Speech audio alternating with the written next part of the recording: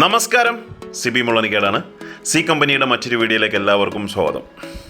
അപ്പോൾ എല്ലാവരും നെതർലാൻഡ് എക്സിബിഷനിലേക്ക് സ്വാഗതം ചെയ്യുകയാണ്. ഞാനവിടെ പോയില്ല, അവിടുന്ന് വന്ന കുറച്ച് ഫോട്ടോസ് വെച്ച് ചെറിയൊരു വീഡിയോ ചെയ്യാമെന്ന് കരുതുന്നു. ഇതാണ് ഞാൻ പോകാൻ ആഗ്രഹിക്കുന്ന, അടുത്ത വർഷം ഇതേ സമയം പോകാൻ ആഗ്രഹിക്കുന്ന നെതർലാൻഡ് എക്സിബിഷൻ. 230 പരം ഡീലേഴ്സാണ് ഇവിടെ വന്നിരിക്കുന്നത്. ഡീലേഴ്സുണ്ട്, ഓപ്ഷൻ ഹൗസുകളുണ്ട്, അങ്ങനെ പലരും വന്നിട്ടുണ്ട്. ഇന്ത്യയിൽ നിന്ന് ഒരുപാട് ആളുകൾ പോയിട്ടുണ്ട്. കാരണം നെതർലാൻഡിൽ നടക്കുന്ന എക്സിബിഷൻ ആയതുകൊണ്ട് തന്നെ നമുക്ക് ഏഷ്യൻ രാജ്യങ്ങളിലൊക്കെ പോകുന്ന പോലെ പെട്ടെന്ന് വിസ കിട്ടില്ല. അതിന് കുറേ ഫോർമാലിറ്റീസ് ഉണ്ട്, ഷെങ്കൻ വിസ വേണം. അപ്പോൾ അടുത്ത വർഷം എന്തായാലും ഞാനിതിന് പോകാൻ ഇപ്പോഴേ പ്ലാൻ ചെയ്യുകയാണ്. കാരണം ഇങ്ങനൊരു എക്സിബിഷൻ പോകുമ്പോൾ അത്യാവശ്യം നമ്മുടെ അടുത്ത് നല്ല രീതിയിൽ ഫണ്ട് വേണം.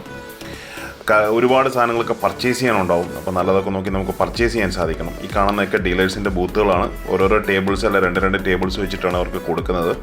ഇതെല്ലാം ഡീലേഴ്സാണ്. അതായത് ലോകത്തിലെ തന്നെ അറിയപ്പെടുന്ന ഡീലേഴ്സിൻ്റെ ഒരു വലിയ സംഗമമാണ് ഇവിടെ നടക്കുന്നത്.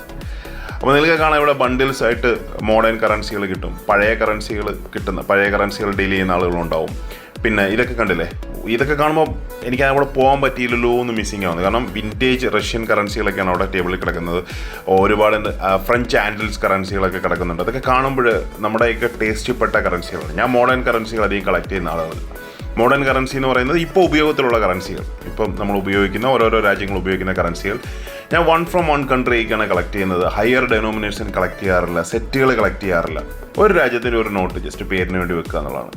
ഈ കാണുന്നതൊക്കെ ബൂത്തുകളാണ്. നമ്മളിപ്പോൾ ഇവിടെ പോയി കഴിഞ്ഞാൽ ഇപ്പോൾ ഒരു 10,000 യൂറോ കൊണ്ടാണ് നമ്മൾ പോകുന്നത്. അത്രയും കൊണ്ടൊന്നും പോകാൻ സാധിക്കില്ല. കാരണം നമുക്കിപ്പോൾ ലിമിറ്റേഷൻസ് ഉണ്ട്. ഓരോ രാജ്യങ്ങളിൽ നമ്മൾ വിസിറ്റ് പോകുമ്പോഴും ഇന്ത്യയിൽ നിന്ന് കൊണ്ടുപോകുന്ന കറൻസിക്ക് ഒരു ലിമിറ്റേഷൻസ് ഉണ്ട്.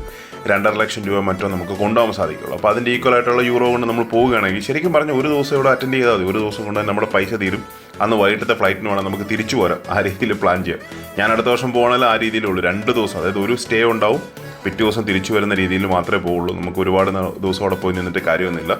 അപ്പോൾ ഈ ഒരു എക്സിബിഷൻ മിസ്സായി. നമ്മുടെ കേരളത്തിൽ നടക്കുന്ന ഒരു സ്റ്റൈലല്ല ബോംബെ നടക്കുന്ന എക്സിബിഷൻ. ബോംബെ നടക്കുന്ന ഒരു സ്റ്റൈലല്ല UAE നടക്കുന്ന എക്സിബിഷൻ. പക്ഷേ ഇതിൽ നിന്നെല്ലാം വ്യത്യസ്തമാണ് നിങ്ങളിപ്പോൾ ഈ കാണുന്ന ഈ നെതർലാൻഡ് എക്സിബിഷൻ. ഇതേപോലെ തന്നെയാണ് ബെർലിനിൽ നടക്കാറുണ്ട്, ജർമ്മനിയിൽ നടക്കാറുണ്ട് വർഷത്തിൽ 2 തവണ എക്സിബിഷൻ. ഈ ഒരു പാറ്റേൺ തന്നെയാണ് ഹോങ്കോങ് എക്സിബിഷൻ നടക്കാറുള്ളത്. പക്ഷേ ഇത്രയധികം ഡീലേഴ്സ് ഒന്നും ഉണ്ടാവില്ല, ഒരു 100 ഡീലേഴ്സ് താഴെ ഉണ്ടാവുള്ളൂ.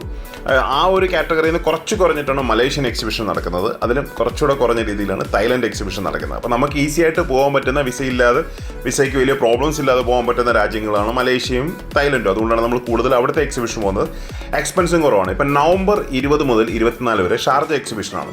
ഞാൻ ഇപ്പോഴേ ടിക്കറ്റ് എടുത്തത്. ഞാൻ ഇന്നലെ ടിക്കറ്റ് എടുത്തപ്പോൾ എനിക്ക് 6000 രൂപയ്ക്കാണ് ഷാർജയ്ക്കുള്ള ടിക്കറ്റ് കിട്ടുക. അപ്പോൾ നമ്മൾ നേരത്തെ തന്നെ പ്രിപ്പയർ ചെയ്യുന്നതുകൊണ്ടാണ് അതൊക്കെ കുറച്ച് എക്കോണമിക്കലായിട്ട് പോകാൻ സാധിക്കുന്നത്.